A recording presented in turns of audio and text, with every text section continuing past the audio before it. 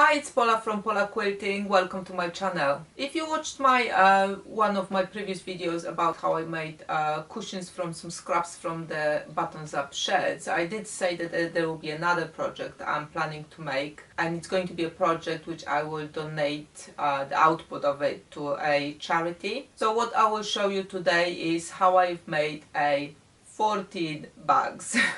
Yes, 14 bags, kind of mass production, to use up all of those trims, bits and pieces left over from the shirts after cutting the fabric for my quilting. The bags are going to be donated to a local charity, which is a Southampton City farm, and it's a nice small place here in the middle of the Southampton where kids can go and have a look at the farm animals and also some more exotic animals. So it's, you know, it's a nice place to go out on Saturday or Sunday, which we do quite often. So I hope they will be able to take those tote bags and just sell them and, you know, raise some money for their own needs. I hope you will enjoy this tutorial.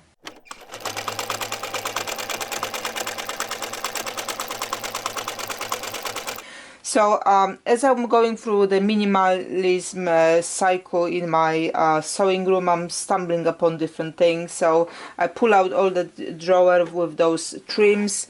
I've got some stuffs from my own clothes I've cut out, and I kept some of those bits which are more nice, so that will be used as well. I've got old blanket which I didn't know what to do with. It's, you know, perfectly fine blanket, but not something I want to use around the house because I've got lots of patchwork blankets. So that would be great for the batting. Also, in my last trip to the scrap store, I bought this bedding. It was in a bag, so I wasn't able to check it properly, and it is the polyester, unfortunately, so 100% polyester. Not something I can use in my quilting, but as a lining for the bag, perfect. So that's another bit I can reuse. So from those trimming, those ones which I cut very closely at the time, I hope to make handles out of those. And then I've got stack of the pockets will be, you know, go on the top as a part of the design. And then also I've mentioned the last video in this series are those kind of more visually interesting labels which were on the shirt, so I cut them out as well, and hopefully we can make one of those bags with those. So it will be based on the mass production basically, because I want to get rid of all this so it doesn't clutter my space, but I want to make something out of it so it's, you know, usable and somebody will enjoy using it. So first thing will be to design a tote bag, you know, choose the size, and I'm not going to be reinventing the wheel. I'll just have a look around the house and, you know, check the simple bags I've got and just see which size fits the best. So I don't have a huge, but I don't have it too small. I want to have some sort of size where you can use it both to have, you know, go for a small shopping, put, I don't know, milk and bread in it with your wallet and other bits and pieces, or just put your wallet, keys and go for a school run. So you're going to be like, you know, in between size, but, you know, from all of that I think I can make a fairly few, because only one side of the bag will be, you know, kind of decorated with those stuffs, and the other side will be just simple patchwork. Okay, so we will design the bag first, so you can kind of see the thought process and the measurements, so you can kind of adopt it or adjust it to what maybe you would like to create. And then I will do the same process as I did with the cushion covers for using up, you know, those parts of the shirts. I will focus a little bit more when I'm doing those, and I will maybe show you again how I go with the pockets, just in case, you know, I come up with something else. If I use the same method, I will refer you to that other video when I went through it already, or you might like to watch that video first. I will link everything in the description below, so you can just go there and click straight away. And then there will be mass cutting of the linings once I know how many of those bags I can make out of it, and we will put the bag together. Okay, so I found this old bag I had in my garage, which has been really worn and used, but it's exactly the perfect size I wanted. So it's not, you know, hugely big for the shopping, but it's big enough to take it for a shopping if you wish to. And, you know, I will just take measurements more or less I don't have to be exact as this one. It can be a little bit smaller, a little bit bigger, and you can adjust it to whatever you need it as well. So the bag itself is, one side is 17 inches down. So let me just draw rectangle. So it's got 17 inches here, and then it's a little bit more than 17 wide, but I can make it square, 17 by 17, and then it's boxed up at the bottom, just, you know, normal method, which I will show later. And then what I will need to add for kind of, you know, sewing it together. So when I'm cutting it, I will need to have 18 by 18 square. Now when I will be cutting the batting, obviously I will make it a little bit bigger, and then I will square it up to 18 inches. How long do I have the handles? And again, I did put it on my arm just to see that, you know, the handle is fine. So 23 inches. And obviously I need to have at least, you know, 3-4 inches longer to put inside the bag, so that, you know, it won't come out. So if I put 26-inch cut, the lining I will be cutting at the end, because I first need to know how many of the fronts I can make. So basically what I need to do is take my blanket and cut as many as I can, 20 by 20 inches squares. Like I said, I'm making it a little bit bigger so I can square it up. Okay, let me crack on with the cutting. And the method I will be using for first is the same as the cushion covers, so that will be a good moment now to have a look at that video, and we'll come back when I will be doing perhaps some other bits and pieces, other designs. Okay, so I have managed to produce so far 1, 2, 3, 4, 5, 6, 7, 8, 9, 10, 11, 12, 13 front of the bags. They all have been squared up to the 18 inches, and I secure the edge with the zigzag. I always like to secure edges because, you know, they have been made to last basically. I was trying when I was doing the design to have at least 1 or 2 pockets where you can actually use them, and the rest is just stitch on top, so you cannot use them, they're just decorative one. But on each of them you have at least 1, like I said, or 2, which you can open. Okay, so I've got 1 more to make, and let me just quickly show you why is it different than this one's. So what I've got here is the front of the Nigerian shirt my son was using when he was smaller. So I cut down the bottom to use in my other patchwork stuff, but this one I left as is, so that was the front. So this is actually great shape, because if I tidy up the edges, I can make a nice big pocket with the hands going in this way to access it from both sides. So I will stitch all around, and I just leave those two to access. Now what I need to obviously do is make it nice and straight, and I will use the bias, ready-made bias tape to finish all around.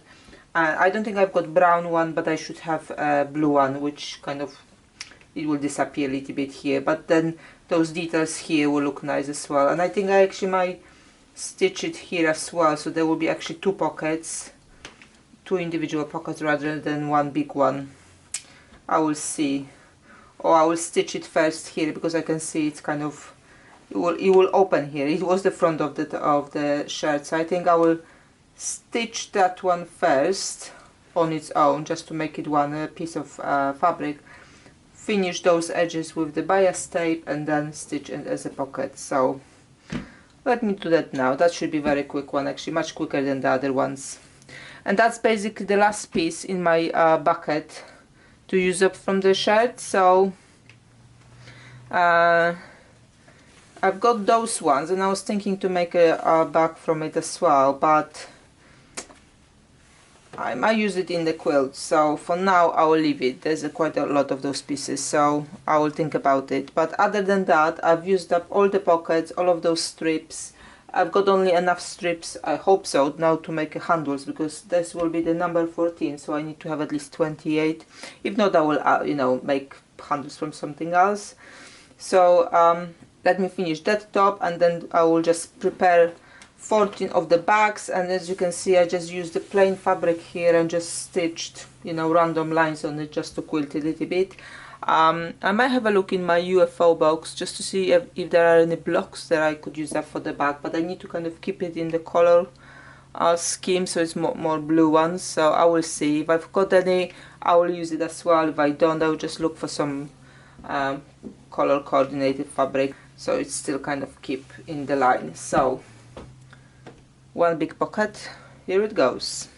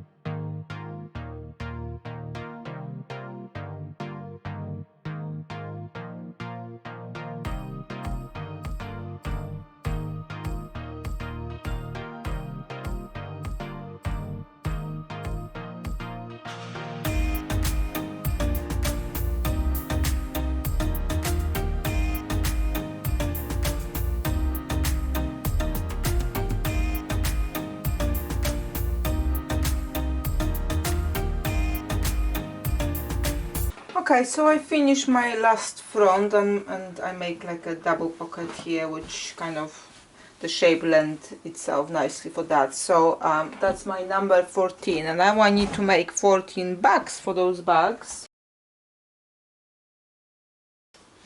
So I just want to make an easy backing, you know, with just 2.5 inch strips.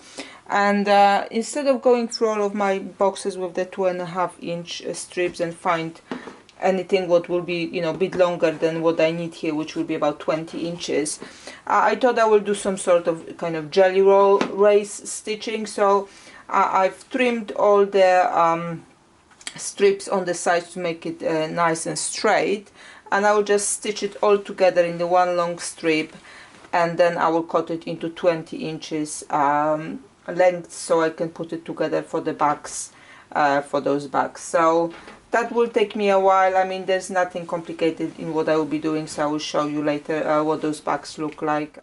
I finally finished quilting all my bags, and I did trim them to 18 inches as the front.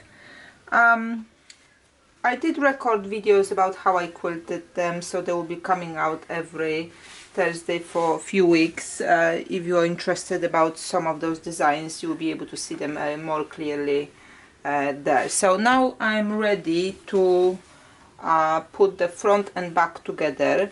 I also cut the inside part of it, the lining, but I would like to add the pocket before I will start stitching that one. So the pocket will be just normal 10-inch square, which I will fold it twice and stitch around for the nice finish, and I will also add my label. So let me quickly do that, and we'll get to the sewing the sides of the bags.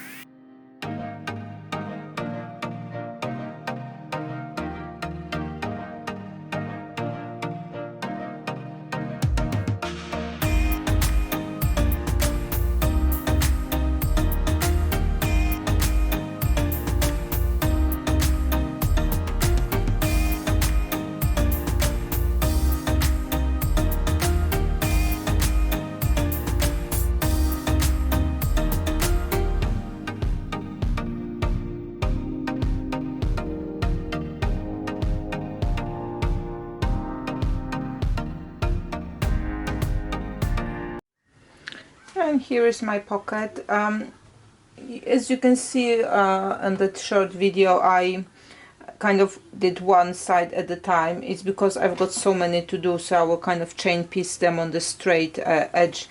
You obviously, if you're making just one or two bags, you can go with all the edges in one go for one pocket. And also, I have not been kind of ironing the lines before I stitch them.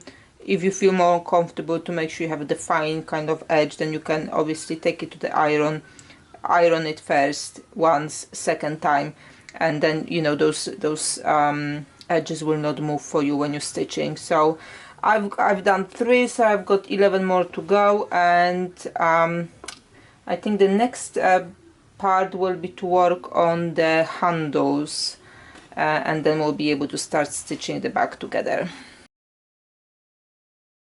Okay, so I can start putting my bag together. I will just record one, and then I have to repeat it 13 more times, but let's crack on with it. So those are my lining pieces. So first I need to add the pocket.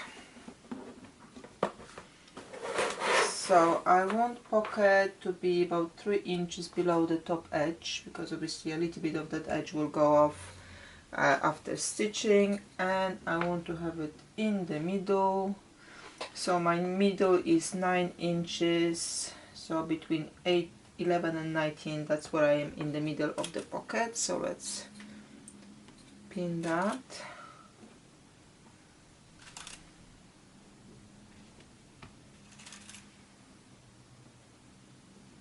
And I can quickly stitch around it to secure it. And I do narrow down the stitches here just to, you know, keep that pocket very secure. You know, it's the worst thing when you buy a bag and the pocket kind of comes off straight away, so we don't want that.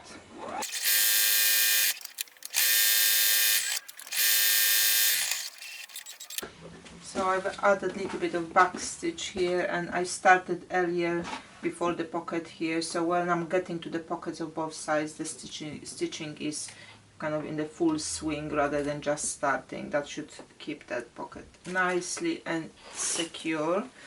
So now I just need to sew around and leave at the bottom of the bag a little bit of opening so I can then turn it around.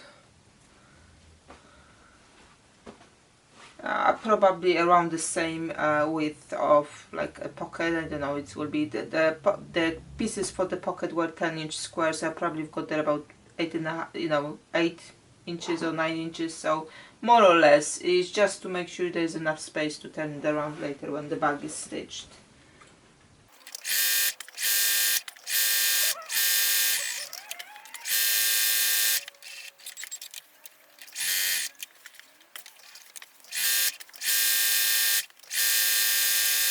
Okay, so the next bit I want to sew together is the front part of the bag. So those are what I want, those strips. I will go up and down with the strips. Now I could put the handles first and then stitch them together, but sometimes you know, at least with me, I'm finding that I haven't sewn something perfectly like even, and then obviously those handles will not come in the same places. So I will stitch my edges all around first, and then I will add the handles. Here I'm not leaving any gap anywhere because I will be pulling through the lining, so this one can go just around as is.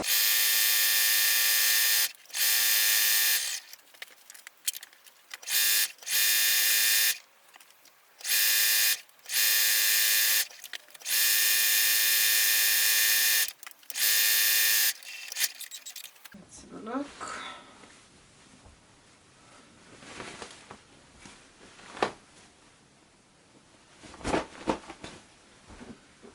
I think it will look pretty cool. So next, unfortunately that polyester I'm using here for the lining is really fraying, so I will add as an extra step. You may not need to do it, depending on the fabric you're using for the lining, but I will zigzag the edges around.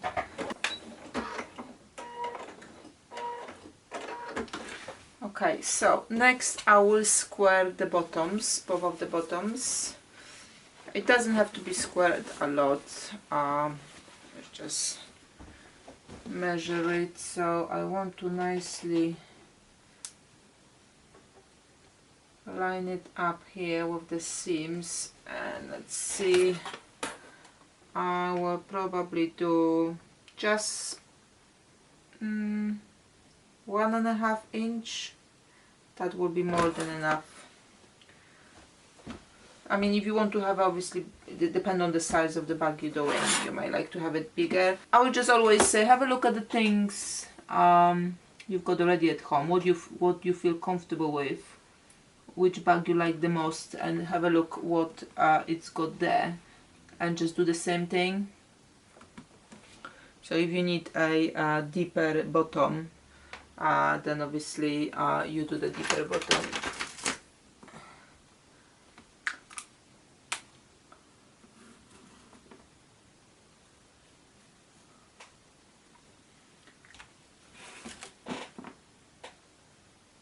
Now I only usually mark just one because then I will kind of take the other ones and match it up together with this size. So let me just show you. So first one,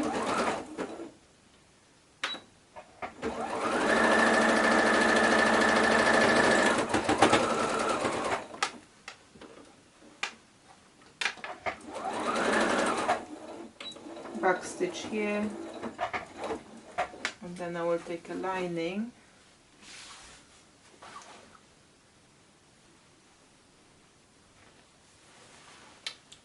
It's difficult to open the fabric. Oh, come on. It's very slippery, that polyester. So again, I will do the same thing here. Just line up that seam.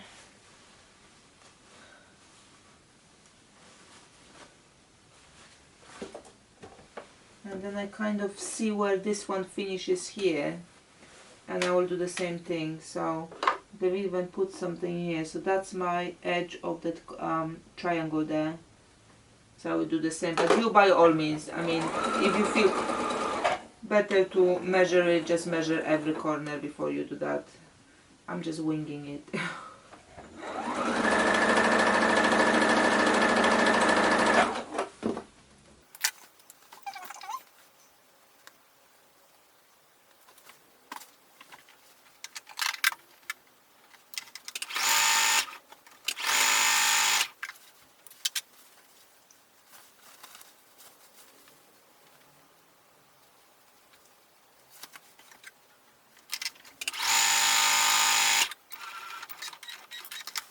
Okay, so now it's time to put the handles in. First of all, I will make those handles the same length. It's going to be easier to pin them later.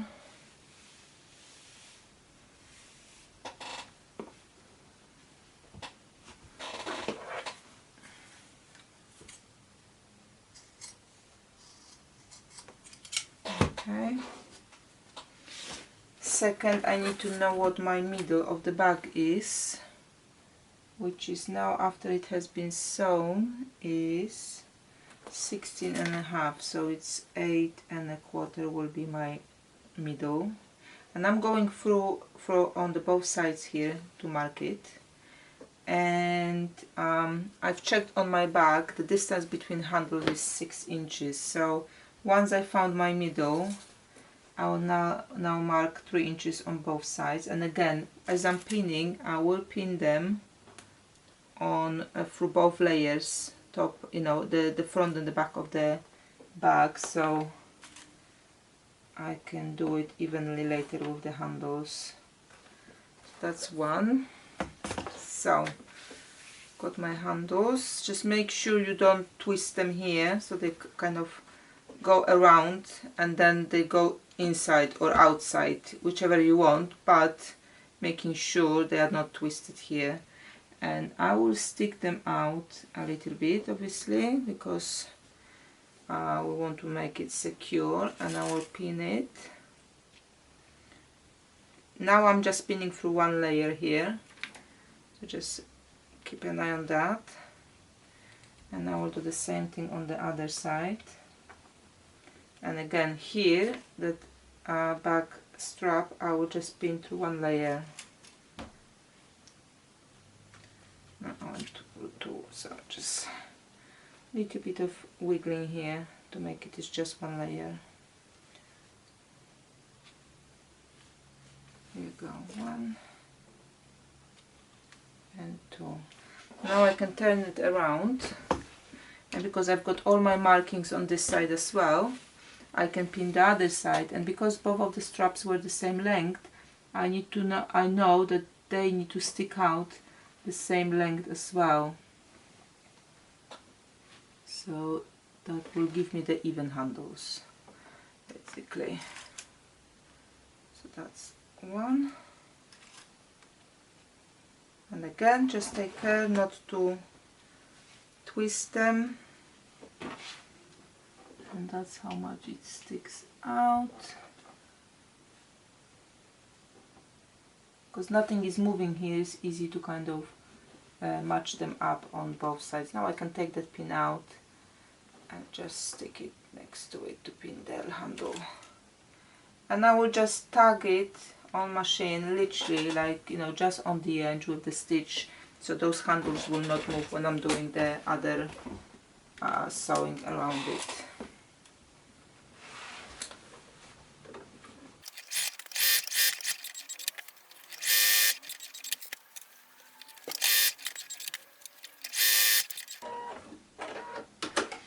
Okay, so I can remove all of the pins.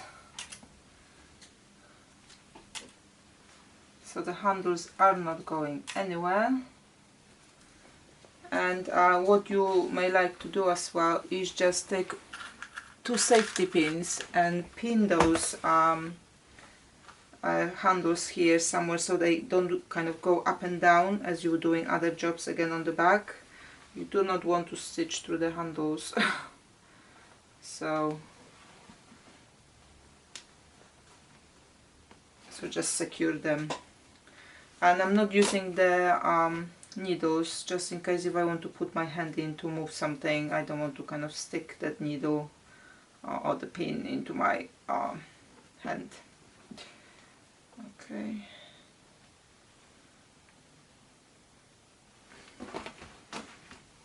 Okay, so we can now add the lining.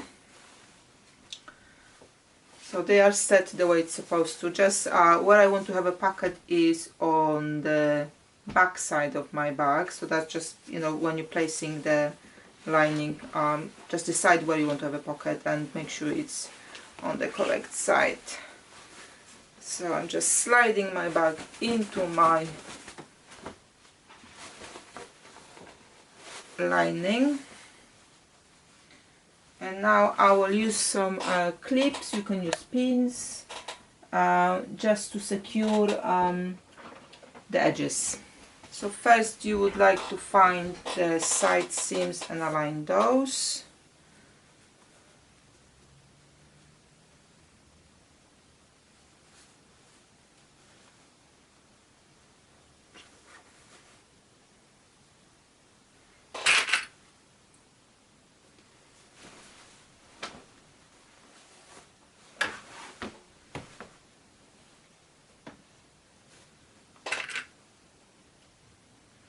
And then kind of go the other way around and find the middles, so those are our seams, and then they will be on the other side, those two. Pin those next, just in case, if you've got any mismatched edges, maybe you didn't sew them all around the same way.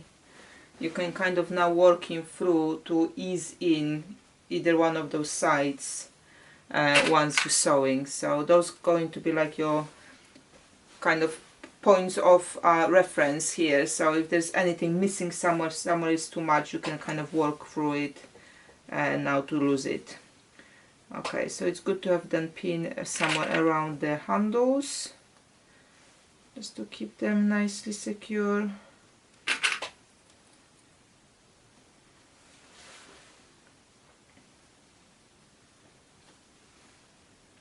For the back and for the lining, I was stitching about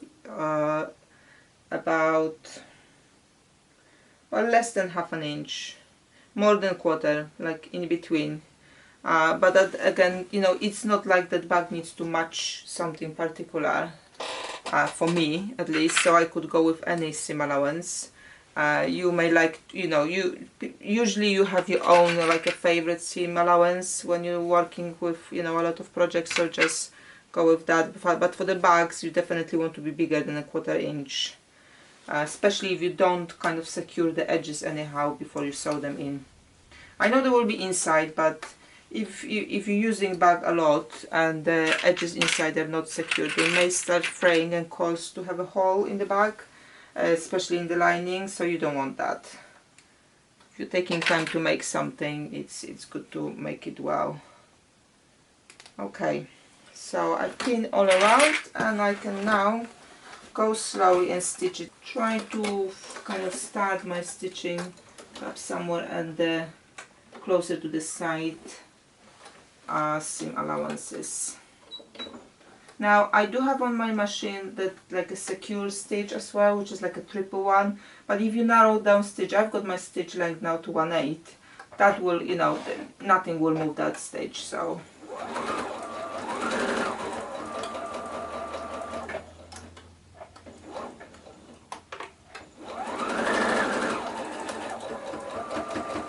you may like to go slower where you have more bulky place, like where you have your handles.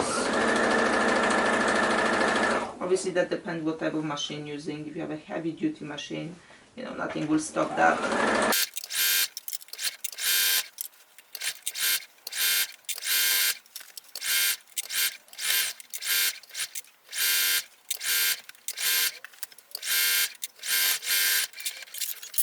Right, so now I need to push my bag through the hole at the bottom of the lining.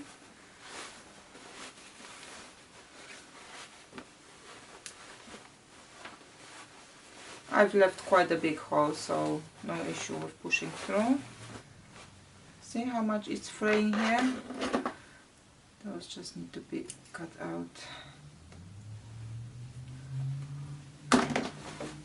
And now I need to sew that bottom. And I will actually sew it on the whole length, just to make it, exactly the same. And again, because it's fraying so much, I will use very narrow stitch here just to make sure it's holding everything securely.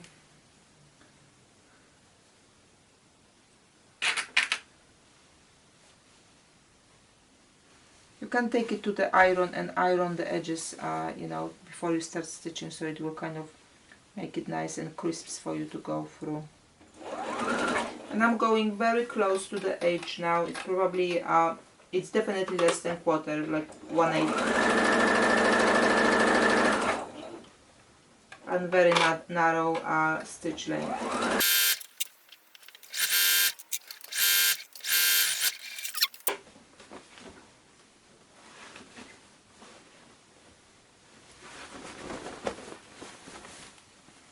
There's one last step now to make, which is top stitching, so I can take off those safety pins holding the back straps, because the straps will need to go up now.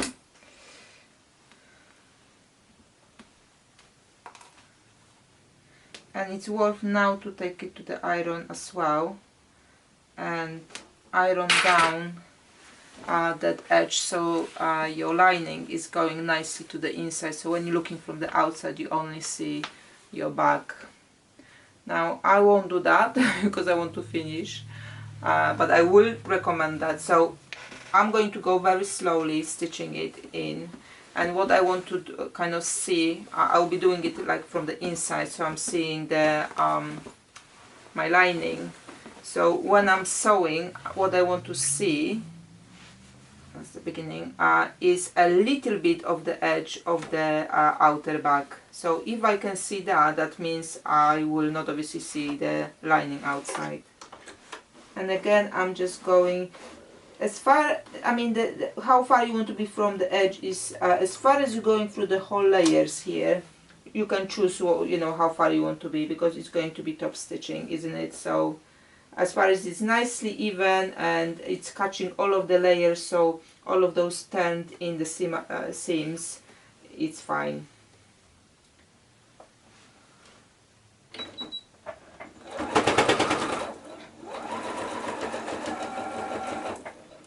And I'm going to, because I didn't iron, I'm going to go very slowly just to make it sure it's nice and even.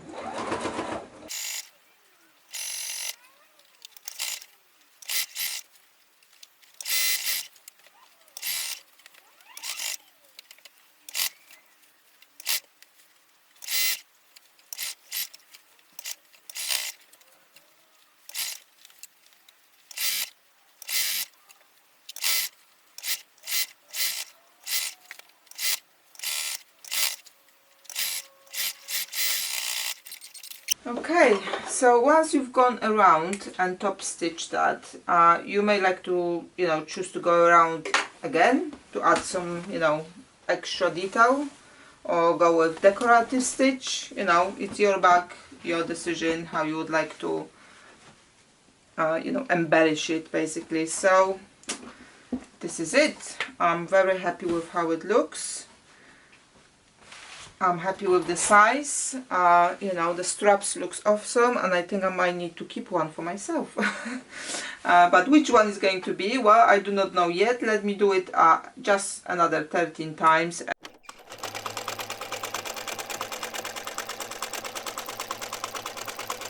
And I finally finished my 14 bags. So it was you know, it was challenging, especially about, you know, the volume, but other than that, it was actually quite nice to work with all of those scraps and knowing that they will be used. So all of the bags are lined, each bag has a nice pocket inside and some detail outside. I hope the charity they will go to will be able to raise quite a lot of money. And I think I will actually keep one of those. It will kind of match my jacket made from the shirt fabric as well, so I will have something to swap with the other one I've got already. If you haven't seen my tutorial on the shirt jacket and the bag, I will link them in the description below as well. I will be preparing a care label, A4 care label with, you know, some pictures and some graphics for all those bags, but also for other quilted items I'm making, you know, mainly quilts, but also cushions and other stuff. So it will be a freebie available on my group Facebook site, so I will link it in the description below, the link to the site.